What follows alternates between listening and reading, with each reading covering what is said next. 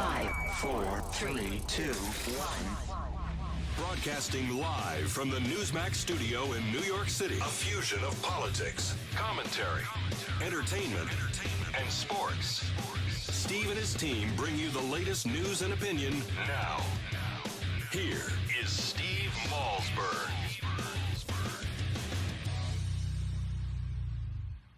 Gentlemen, in the Gimme Five in the previous hour, if you were watching, you heard me discuss the president and what he had to say over the weekend and what he had to say in the past, of course, about, to Joe the plumber and all that kind of stuff. I want Ed Rollins to listen to these two cuts one at a time, and then we'll talk about them. Here we go. Two times that getting the wealthy to pay a little bit more. Yeah. And you've succeeded in raising that top tax rate to 39% or rolling back the tax cuts. Is there a limit there? Is there a limit to how much you believe the government should take from an individual in terms of a top tax rate? Okay, that's a good question. And I guess, as I said earlier, it must be above his pay grade because he didn't have a specific answer. Here it is. Particular number in mind, but if you look at our history, we are still well below what, the marginal tax rates were under Dwight Eisenhower or, all the way up even through Ronald Reagan. The tax rates are still lower on average for most folks.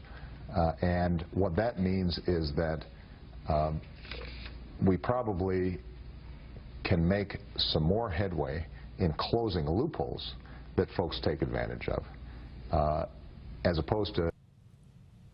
All right, folks, there you go.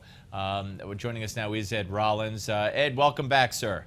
Thanks, Steve. How are you? Always great to talk to you. I'm fine, thank you. My All right, pleasure. so let's focus on this for a second. I mean, here the president, he's pulling out the kind of the class warfare, the populist stuff again. Although he agreed to sit down and do the interview with CNBC, he knew what he would get. Haven't heard this kind of rhetoric in a while. Well, at the end of the day, I think this president clearly believes in the redistribution of wealth, and I think it's kind of a Robin Hood strategy of take from the rich and give to the poor. But I'll tell you a story. I asked Ronald Reagan one time when I was working for him, where did he come up with his tax policy? And he said, Ed, when I was making movies, he said the tax rate was 90%. And he said, at the end of the day, he said, I wasn't a star. The stars were the John Waynes and the Clark Gables and what have you, and they made movies around them. And it was 90% over $100,000. So they would make one single movie, and then they wouldn't make a second movie. They would say, and they basically said that I'm not going to basically work for 9 cents on the dollar. And when they didn't work, no one else worked. And the basic premise is, as Ronald Reagan said when I walked away from that, he said, I realized you've got to create incentives for the most able people in the country in the sense of earning wealth to go out and earn wealth. And he said, the movie industry clearly shut down. My father was a shipyard worker. He didn't make anywhere near kind of money that movie stars made, but he worked with a crew of 8 or 10 people, and he did all the overtime because he was a single earner in my family. And all of a sudden his overtime quit, and I asked him why did he quit. He said, well, my new boss, basically he and his wife both worked. They're in a 56% bracket. He said, I don't want to work anymore. I want weekends off. I don't want the overtime. We're way too high a bracket. So when they didn't work, 8 or 10 men in my dad's crew didn't work. So at the end of the day, when the tax policy was 70%, 90%, as he alludes to, there were extraordinary incentives to keep a lot of people. We drove our economic policy, there were public housing projects, all kinds of stuff like that.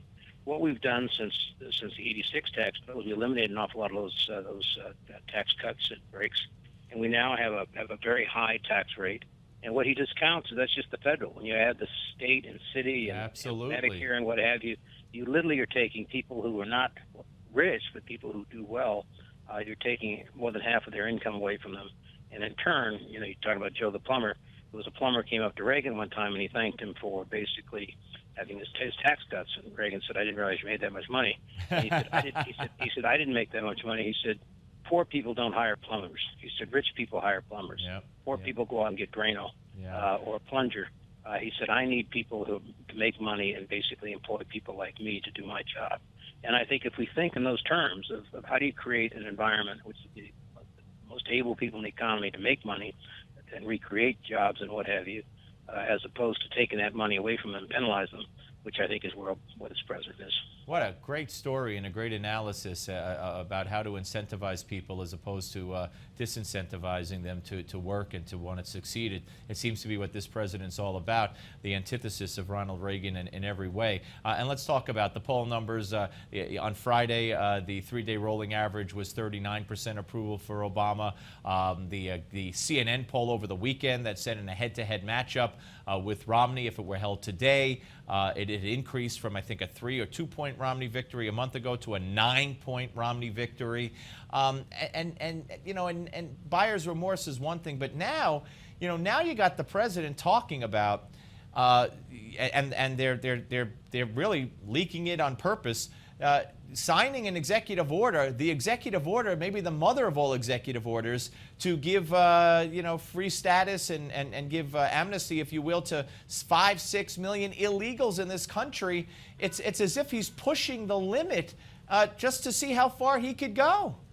Well, he's gone as far as he's going to go, and I think John Boehner and the House of Representatives are going to try and bring him back to the courts as they justifiably plan. This is a guy that passes himself off as a constitutional lawyer. He never practiced constitutional law. He taught it part-time. You got to go back and you got to read the Constitution. And there's a very clear definition between Article 1 and Article 2. The Congress makes the laws, the president implements the laws.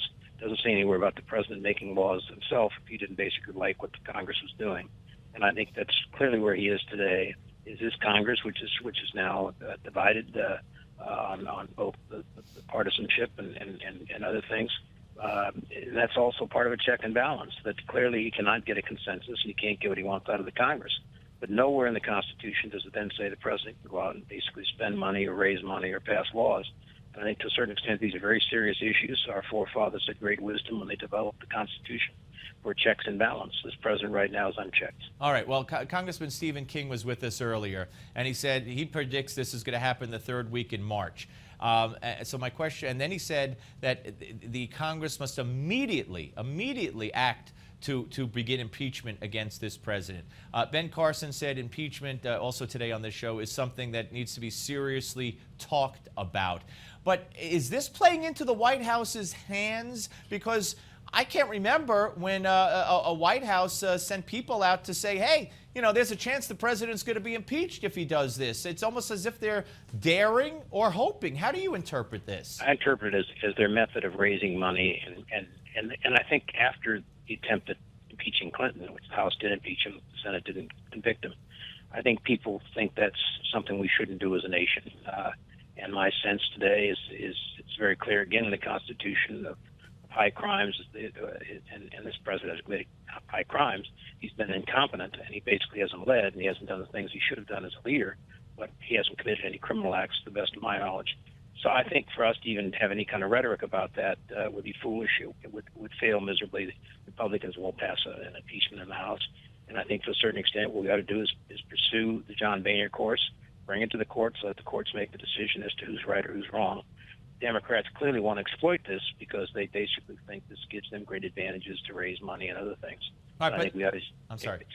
back away. But now, from a political point of view, as far as the executive order, if he does go ahead with it,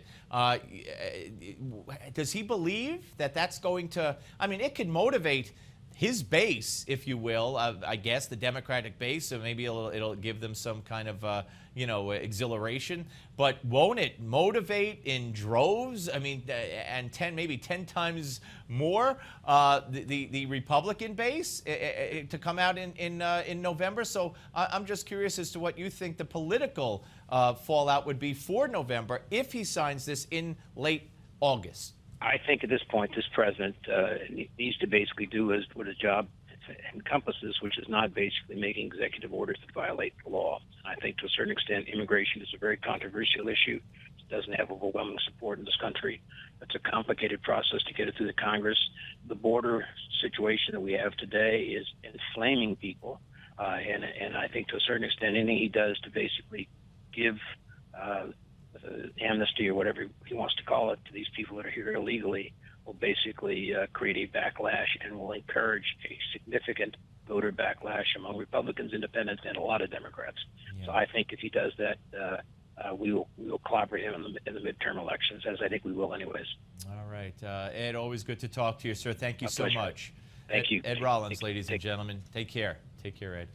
Here on the Steve Malzberg Show. No, fascinating. I was very curious to hear the last answer to the last question, because it just shows more and more. You know, you talk about a president detached who doesn't care. How could he not care about what this will do for his party? I mean, they're in enough trouble. They're in enough trouble as it is in November, if today were November. Based on the landscape around the world, Madeleine Albright, the world is, I forget what she said already. I've played it so many times. You know, the world's a mess. And Obamacare, which nobody's even talking about anymore, hardly. IRS, you name it. And now he's going to throw this on top of it, which in the opinion of Ed Rollins, a great political mind, and I'm happy to say I expected that answer. Anything else would have surprised me. It'll only add to the clobbering that Obama and his party will take in November if he goes ahead with this. But he doesn't really care. I can't imagine how Democrats will continue to support him. When I say Democrats, I mean the elected Democrats in the House and the Senate. What are they going to do after that if they get clobbered? I mean, do they want to get clobbered? Is that what Obama wants? He wants to get clobbered and then impeached so the party could somehow raise money and win the White House again in 2016? I don't even get it anymore. I don't even get it. Maybe that's just me. Maybe I'm not capable of getting it anymore. But always great to talk to Ed. All right, folks. Up next, the executive editor of Newsbusters and the director of media analysis, easy for me to say, at the Media Research Center, Tim Graham will be here on the Steve Malzberg Show on Newsmax Television.